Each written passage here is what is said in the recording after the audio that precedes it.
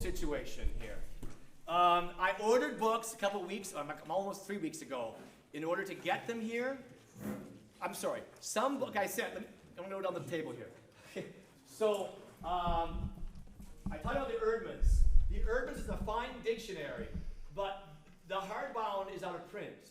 Now they only sell it in paperback for like 50 bucks.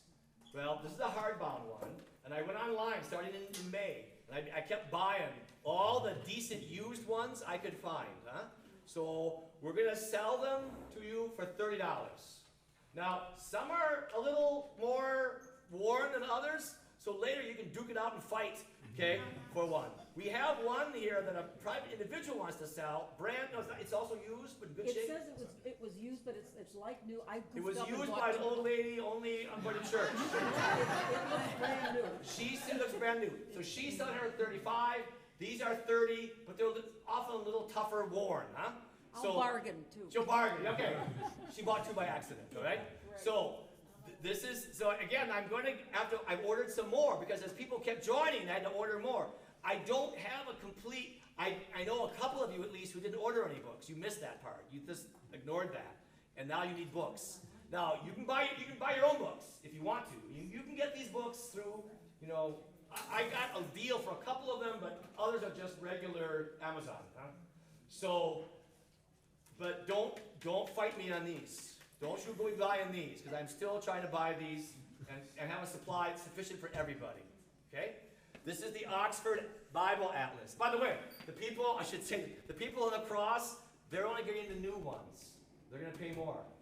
But they got the used Oxford Atlases. You're getting new ones.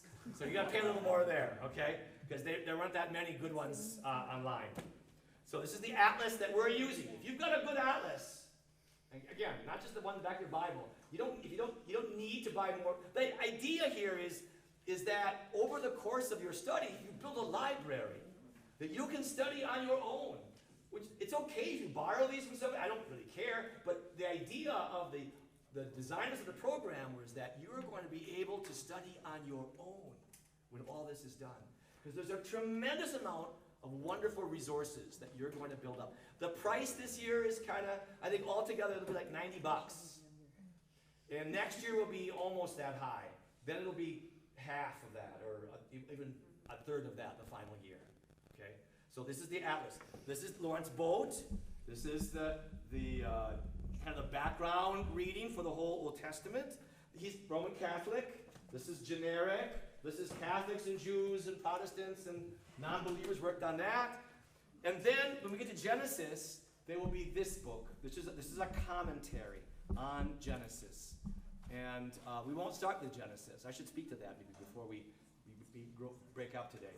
So when I'm done yapping at you, I'm going to want you to come up and collect your books. I want to check to see what you ordered is what you're taking.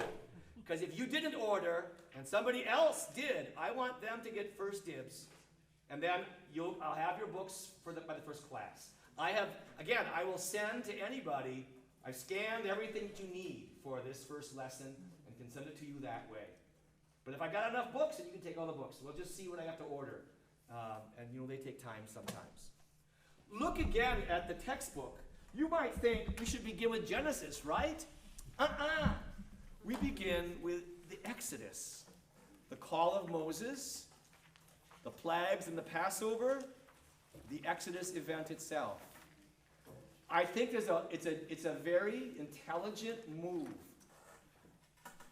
The Jewish people did not start wondering how did God create the world. The Jewish people started the way all people start. Think about Americans. When do we start thinking, well, who are we? What's our basic story about who we are? It's the Revolutionary War.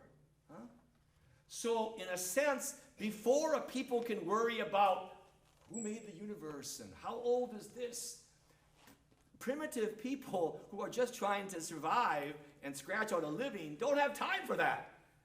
But what matters is, what is our story? Who am I? What are we as a people? And that's the basic Jewish story. So we start with the basic Jewish story.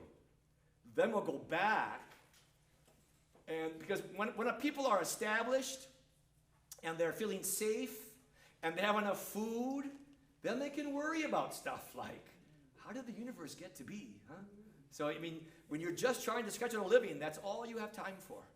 There isn't much poetry, not much art, not much science, when you're just trying to feed your kids. Okay? All right. So, I'm going to close the book on this. We're going to talk, I'm going to give you a little lecture. And then we'll do our book stuff and send you on your way. So